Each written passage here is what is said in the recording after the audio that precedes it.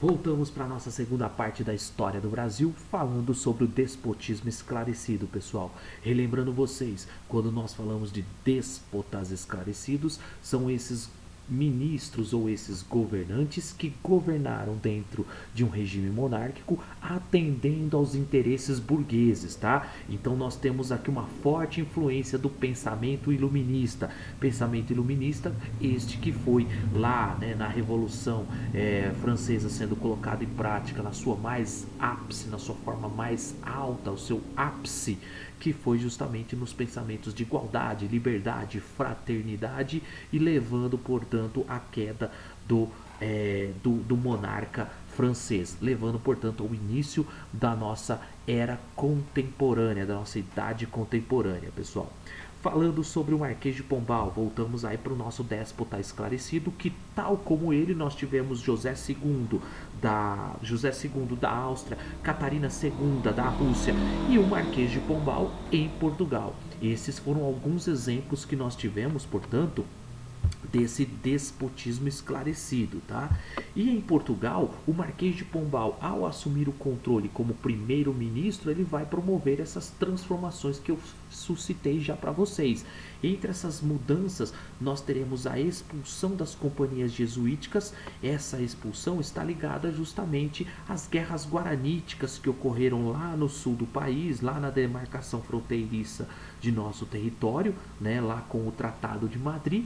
E aí o Marquês de Pombal ficou irritado com essa atuação das companhias jesuíticas. A partir de 1759, então nós teremos a expulsão e a extinção das companhias jesuíticas no território brasileiro e até mesmo a atuação por parte da igreja em Portugal. Veja que essa expulsão das companhias jesuíticas e também o certo desafeto do Marquês de Pombal com a igreja vai levar à secularização do ensino. O que é isso, pessoal? O ensino agora passa a ser de responsabilidade da coroa portuguesa e esta, para manter este ensino, acaba criando um imposto conhecido como subsídio literário. Foi um imposto criado aí na alimentação, na carne, entre outros fatores, em que esse subsídio era imposto para, de certa forma, fomentar esse ensino que agora é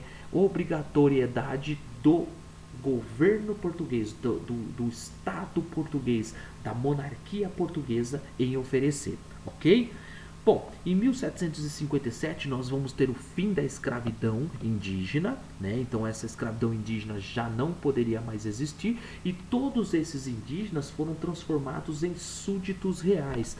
As aldeias onde eles moravam e muitos desses aldeamentos acabaram se tornando vilas e algumas delas passaram a ser controladas por funcionários reais.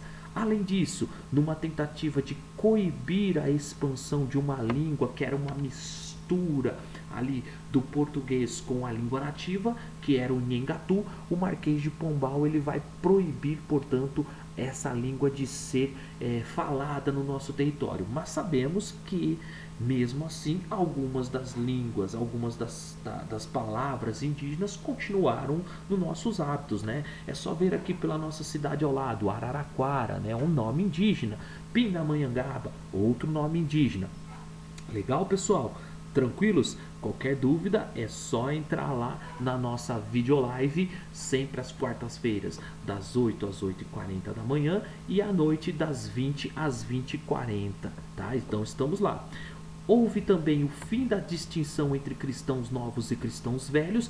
Por que o Marquês de Pombal faz isso? É lógico, o cara é sábio, né? Ele precisa captar impostos, ele precisa de dinheiro. E ele sabe que esses cristãos novos nada mais são do que os judeus convertidos recentemente ao cristianismo. Esses indivíduos, eles têm dinheiro. E o dinheiro é o que o Estado português mais necessita. Lembrando que o Estado português estava criando cada vez mais um déficit maior com a Inglaterra, né? Ele mais comprava do que vendia os produtos ingleses. Legal? Tranquilos? Isso daí é só voltar lá nas aulinhas que eu dei anteriormente e rever lá o Tratado de Mituim, pessoal.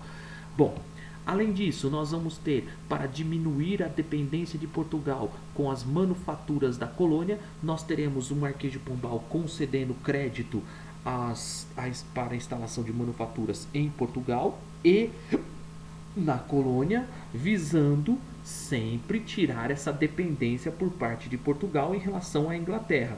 E um outro ponto interessante é que as manufaturas da colônia, elas não poderiam entrar em concorrência direta com as manufaturas portuguesas, portanto não poderia ter o mesmo tipo de manufatura no Brasil, ok? Criou-se mais companhias de comércio. Aqui nós vamos ter a Companhia de Comércio do Grão-Pará e do Maranhão, que vai substituir a Companhia de Comércio do Maranhão, que foi extinta por causa da revolta de Beckman.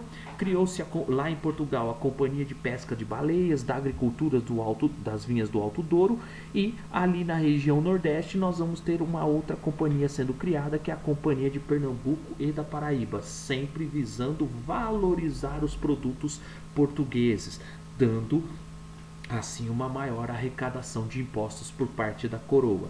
Houve, para fomentar essas manufaturas, o crescimento dessas manufaturas, houve restrições às importações de tecidos e móveis ingleses. Como eu disse para vocês, todos esses produtos eram consumidos pela aristocracia e pela nobreza, portanto, portuguesa. Então ele queria fazer com que esses indivíduos consumissem mais produtos portugueses, ok? E assim chegamos ao final da nossa videoaula, falando dos 3 últimos pontos importantes também dentro dessas reformas pombalinas, que é a extinção do caráter hereditário das capitanias hereditárias em 1759, não extinguindo as capitanias, e sim o caráter hereditário delas, tá? Então as capitanias continuaram a existir e só serão extintas lá para frente, pessoal. Ok? Lá para frente, quando nós tivermos aí a transformação dessas capitanias, em vilas reais, né? Nós vamos ter aí as vilas reais e as capitanias sendo transformadas em capitanias reais e depois passarão a ser transformadas em outro tipo de coisa aí, ok? Vamos lá. Transferência da capital do Brasil de Salvador para o Rio de Janeiro. Então nós teremos a capital vindo para o Rio de Janeiro. É lógico que todos vocês já sabem, né, que a vinda dessa capital de Salvador para o Rio de Janeiro é justamente para ficar mais próximo à exploração do ouro. Então, em 1763, nós teremos a criação de uma nova capital. E, por fim, uma das instituições que foi criada pelo Marquês de Pombal e que será foco da nossa Inconfidência Mineira será a instituição da derrama. Ok, pessoal? Bom, é isso aí. Essa é a nossa videoaula. Espero que tenham gostado. Qualquer dúvida, espero vocês na quarta-feira. Ok? Um beijão para vocês e um abraço. Se ligue, História do Brasil. Não percam as nossas aulinhas. Beijão, pessoal. Tchau, tchau.